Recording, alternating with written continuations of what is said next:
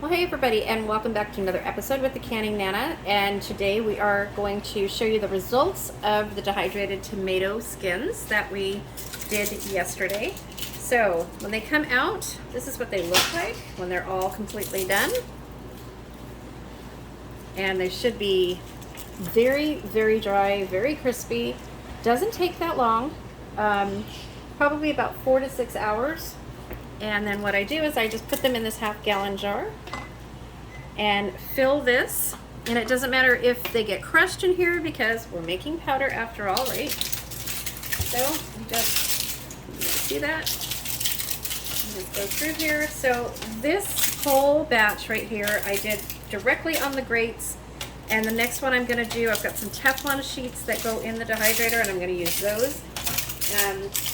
And I should have done that to begin with, or sprayed these, but I completely forgot. So we're going to do that with the next batch. So I've got 9 trays of these to do, and I'm going to fill up this half-gallon container. And I have 3 more batches of probably 9 trays as well to go through the dehydrator still. So this is what makes it worth making dehydrating the tomato skins when you have this many tomatoes, because you're going to have, this is going to work out to probably about 150 pounds of tomatoes and their skins that we've canned so far, because the rest of them we're going to use for salsa, and I'm not de-skinning some of those. So I am going to work on getting all of these out. And I will definitely show you guys the Teflon sheets that I use for these, and I really should have done that with just so much going on, and I just wanted to get these on here.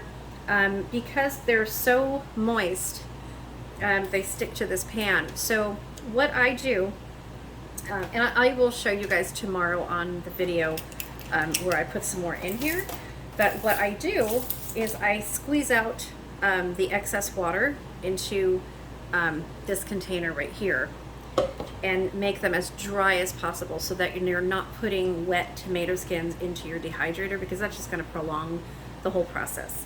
So what I like to do is I like to squeeze it out, and because I squeezed out so much of the moisture, and there's still a lot of moisture in there, they tend to stick to the stainless steel grates. So I do have Teflon sheets that I'm going to put on, and they won't stick to those, and I will show you guys that as we do that. So I am sure that this jar is going to be full, and I'm probably going to fill at least 4 or 5 more of these. And then we'll get probably half a jar of this of tomato powder when we're completely finished. So stay tuned with me, you guys. And I will show you the whole process from start to finish. There we go. Thanks for watching, and subscribe. And the next video will have a word of the day on it, so keep watch, you guys. And I'm going to start getting sneaky and start hiding the word of the day, so you're really going to have to work for it, because these are big prizes. I will see you soon.